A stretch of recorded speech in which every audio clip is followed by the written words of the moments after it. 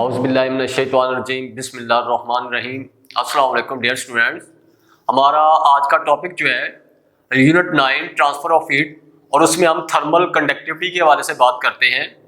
तो सबसे पहले मैं आपको बता दूं थर्मल कंडक्टिविटी की डेफिनेशन में, उससे पहले rate of flow of heat क्या होता है।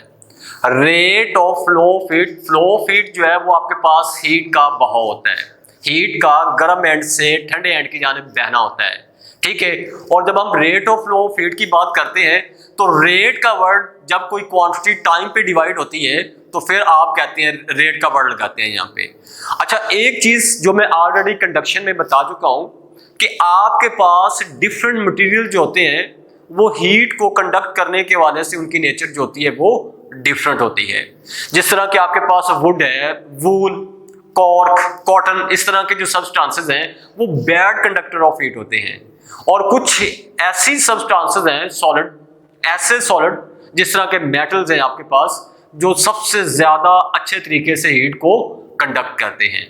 तो जरा इस बात की एक्सप्लेनेशन के लिए आप लोग आइएगा एक फिगर पे। यहां पे आपके पास ये कोई क्यूब शेप सब्सटेंस है जिसकी लेंथ जो है उसको मैंने 1 मीटर क्यूब का है, ठीक है। 1 मीटर क्यूब हम इसलिए कहते हैं कि इसकी लेंथ को मैंने 1 मीटर रखा यहाँ पे। अब इसका एक एंड जो है जिसका क्रॉस सेक्शनल एरिया मेरे पास ए, उसकी लेंथ जो है उसको मैंने एल से नोट किया। और जो क्रॉस सेक्शनल एरिया ए है वहां का टेम्परेचर हाई है, मींस के मैंने उस एंड को हीट अप किया या गर्म किया।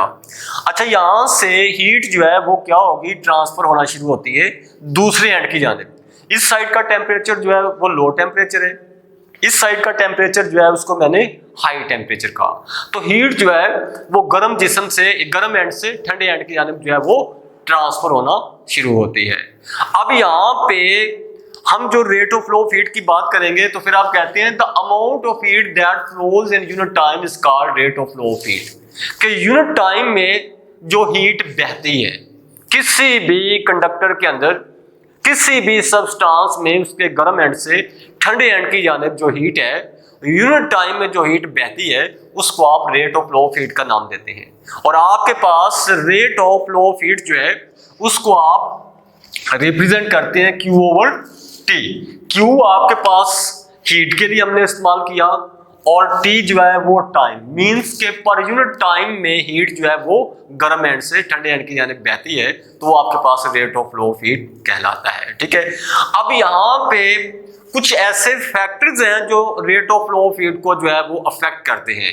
और बड़ा ही इंपॉर्टेंट शॉर्ट क्वेश्चन बनता है यहाँ पे कि 3 फैक्टर्स के उसने क्वेश्चन में नेम पूछ लिए कि write some factors which affect the rate of flow of heat. कौन से ऐसे फैक्टर हैं जो rate of flow of heat को अफेक्ट करते हैं, उनके नाम लिखें। एक आपके पास rate of flow of heat की डेफिनेशन, उसका फॉर्मूला है, एक आपके पास उसके फैक्टर्स, और लॉन्ग के हवाले से आप सारे जो फैक्टर्स हैं उनको, उनकी एक्सप्लेनेशन को जो देखते हैं। इसी तरह से थर्मल कंडक्टिविटी जो है वो भी अलग से एक शॉर्ट बनता है। तो जरा आइएगा कौन कौन से ऐसे फैक्टर्स हैं जो rate of flow of heat को अफेक्ट करते हैं। तो there are 3 factors which affect the rate of flow of heat, जिसमें आपके पास number 1 cross sectional area, number 2 length of solid, number 3 temperature difference. तो 1 बाय 1 इनको हम डिस्कस करते हैं। सबसे पहली बात क्रॉस सेक्शनल एरिया। जो क्रॉस सेक्शनल एरिया होता है किसी भी सब्सटेंस का वो अफेक्ट करता है, मींस के rate of flow of heat ज्यादा होगा अगर क्रॉस सेक्शनल एरिया जो है किसी भी सब्सटेंस का वो ज्यादा हो। फॉर एग्जाम्पल, एक बार फिर से जरा फिगर पे आइए। मैंने कहा ये जो एंड है इसका, इसको हमने हीट अप किया है, ठीक है। अगर ये एरिया ज्यादा होगा जिसको हमने हीट किया है, गर्म किया है, जिसका टेम्परेचर इंक्रीज किया है, अगर ये एरिया ज्यादा होगा तो फिर क्या होगा कि वहां पे जो एटम्स एंड मॉलिक्यूल्स है वहां पे वो ज्यादा होंगे। जब number of molecules, atoms and particles एक एंड के ज्यादा हैं जिनको आपने हीट अप किया है, तो फिर जो कंडक्शन ऑफ हीट होगा वो भी ज्यादा होगा, क्योंकि ज्यादा से ज्यादा एटम जो है वो हीट को कंडक्ट करने में हिस्सा लेते हैं, जिसकी वजह से जो हीट का कंडक्शन है या जो फ्लो ऑफ हीट है वो भी ज्यादा होगा। तो इसका मतलब ये हुआ कि अगर आपके पास क्रॉस सेक्शनल एरिया ज्यादा है किसी भी चीज का, तो जो कंडक्शन ऑफ हीट होगा वो भी ज्यादा होगा। आइएगा जरा, तो इसका मतलब Q over T directly proportional जो है वो आपके पास किसके है, एरिया के। कि जो rate of flow of heat है वो एरिया के, क्रॉस सेक्शनल एरिया के डायरेक्टली प्रोपोर्शनल। कि अगर क्रॉस सेक्शनल एरिया ज्यादा है किसी भी सब्सटेंस का, rate of flow of heat ज्यादा होगा। अगर क्रॉस सेक्शनल एरिया कम है तो फिर rate of flow of heat जो होगा वहां पे वो भी कम होगा। सेकंड फैक्टर आपके पास length of solid. Rate of flow of heat inversely proportional है लेंथ ऑफ अ सॉलिड के। एक बार फिर से आप आइए जरा, मैं यहां से ये बात क्लियर करता हूं। ये आपके पास उसकी लेंथ उस सब्सटेंस की जिसके एक एंड को हमने गर्म किया, हीट गर्म एंड से ठंडे एंड की जानिब जो है वो ट्रांसफर होती है। अब आप देखते हैं यहाँ पे हाई टेम्परेचर, यहाँ पे लो टेम्परेचर। तो जब हीट जो है वो गर्म एंड से ठंडे एंड की जानिब जा रही होती है due to the free electrons और वाइब्रेशंस ऑफ एटम, तो उसमें ये होता है कि जैसे जैसे हीट जो है उसका डिस्टेंस बढ़ता जाता है, यानी उसने दूर तक कंडक्ट होके जाना है, उसी तरह से जो हीट होती है वो कम होती जाती है। तो इसका मतलब ये हुआ कि अगर किसी सब्सटेंस की लेंथ ज्यादा है तो हीट जो है वो कम होती जाएगी। ठीक है, तो हम कहते हैं कि rate of flow of heat जो है वो इनवर्सली प्रोपोर्शनल है लेंथ के। कि अगर आपके पास लेंथ ज्यादा है किसी भी सब्सटेंस की तो rate of flow of heat जो है वो कम होगा, और अगर लेंथ कम है तो rate of flow of heat जो है वहां पे वो ज्यादा होगा। मींस कि Q over T inversely proportional है आपके पास लेंथ के। अब एक और फैक्टर आ जाता है इसमें, और वो क्या है आपके पास, वो है टेम्परेचर डिफरेंस। दो एंड्स के दरमियान टेम्परेचर डिफरेंस क्या है। अब ये जो चीज है इसको भी मैं आप लोगों को यहाँ पे ले चलता हूँ, फिगर पे जरा देखिएगा। ये आपके पास दोनों एंड्स, जिसमें एक एंड को हमने गर्म किया, दूसरा एंड उसका टेम्परेचर कम है, एक एंड का टेम्परेचर जो है वो आपके पास ज्यादा है। तो अगर टेम्परेचर डिफरेंस जो है वो ज्यादा होगा तो rate of flow of heat जो है वो भी ज्यादा होगा। कैसे ज्यादा होगा, मैं यहाँ पे एक कंपैरिजन करता हूँ आपके सामने। ये जरा देखिएगा, मैं कहता हूँ इस साइड का टेम्परेचर जो है वो मेरे पास 500 डिग्री सेंटीग्रेड, और इस साइड का टेम्परेचर जो है वो मेरे पास 100 डिग्री सेंटीग्रेड। तो जो डिफरेंस है वो कितना आ जाएगा, 400 डिग्री सेंटीग्रेड। आई बात समझ में। या मैं इसको रख देता हूं कि ये मेरे पास 0 डिग्री सेंटीग्रेड, 0 डिग्री सेंटीग्रेड। तो यहां पे डिफरेंस मेरे पास कितना आ जाएगा, 500 डिग्री सेंटीग्रेड डिफरेंस आ जाएगा।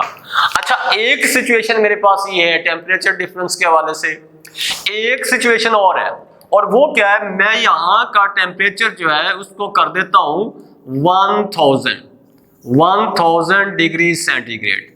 टेम्परेचर जो मेरे पास डिफरेंस है उसको मैं कर देता हूं 1000 डिग्री सेंटीग्रेड।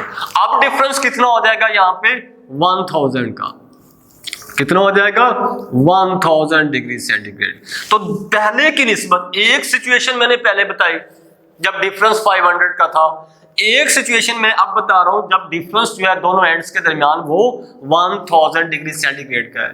तो जब दोनों एंड्स के दरमियान ये टेम्परेचर डिफरेंस ज्यादा होगा तो फिर जो rate of flow of heat है वो भी ज्यादा होगा, और अगर टेम्परेचर डिफरेंस कम है तो rate of flow of heat जो है वो भी कम होगा। तो फिर इसका मतलब आप लिखते हैं जाके यहाँ पे कि rate of flow of heat आपके पास जो है वो आपके पास डायरेक्टली प्रोपोर्शनल है टेम्परेचर डिफरेंस के, और टेम्परेचर डिफरेंस को मैंने T1 माइनस T2 से डिनोट किया।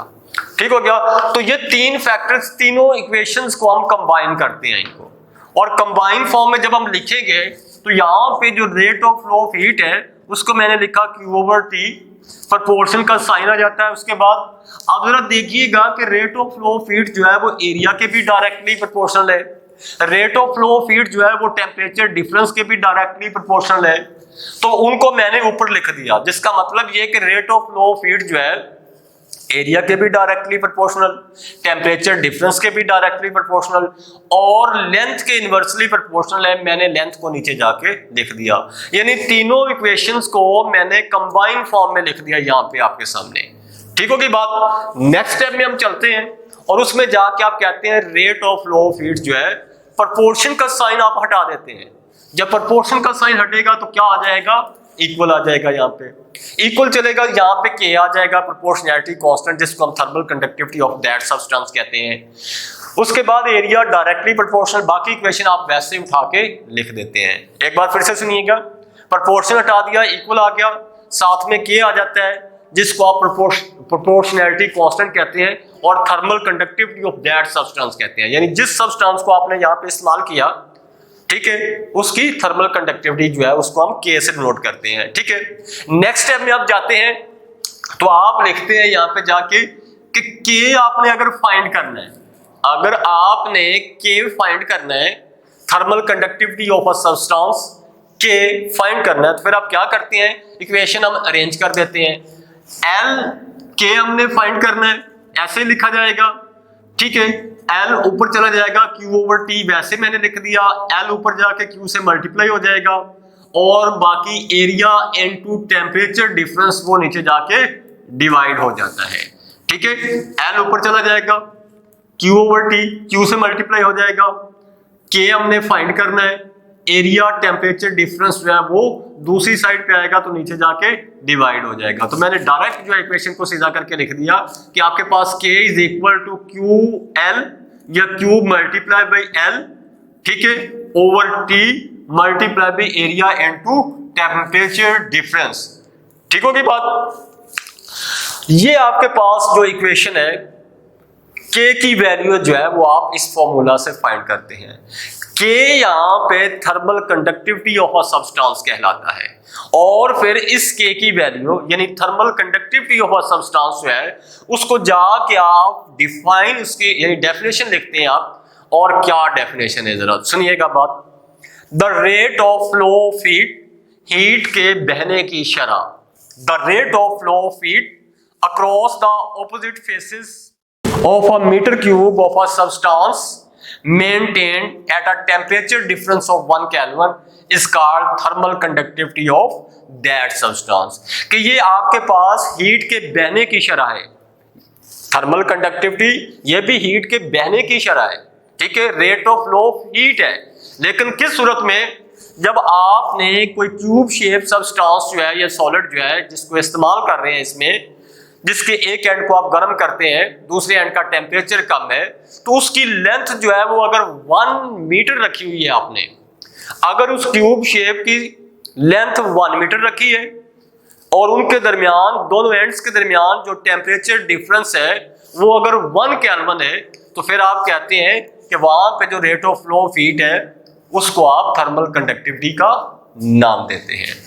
एक बार फिर से सुनिएगा कि यहाँ पे आपके पास शॉर्ट क्वेश्चन के हवाले से rate of flow of heat, उसका formula, factors affecting the rate of flow of heat, उसके बाद थर्मल कंडक्टिविटी की डेफिनेशन, और लॉन्ग क्वेश्चन के हवाले से आपने ये डायग्राम बना के इन तमाम फैक्टर्स को विद डेफिनेशन जो है वो एक्सप्लेन करना है।